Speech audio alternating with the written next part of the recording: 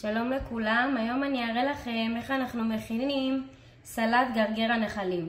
מה שאנחנו צריכים זה חבילה של גרגר הנחלים, בצל אחד סגול, גמבה אדומה אחת, שמן זית, לימון, מלח, פלפל וסומק. בואו נתחיל.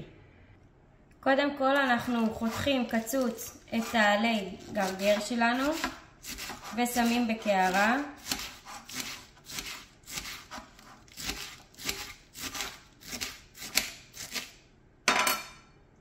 אנחנו פורסים את הבצל לרצועות דקות ומוסיפים לסלט.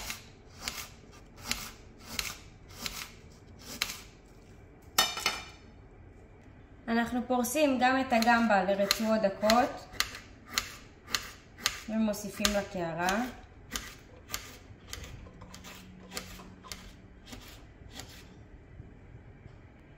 אחרי שחתכנו את כל הירקות, אנחנו מטבלים במעט שמן זית,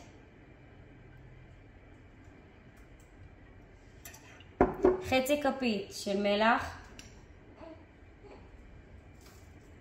מעט פלפל שחור וכפית שטוחה של סומק. סוחטים לימון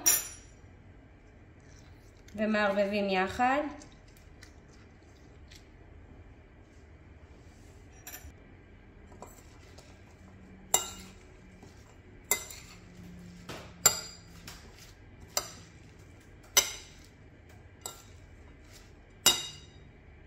וזהו, יש לכם סלט טעים, חמצמץ, מתאים לכל דבר, לכל ארוחה. אשמח לדעת איך יצא לכם, ואם אהבתם,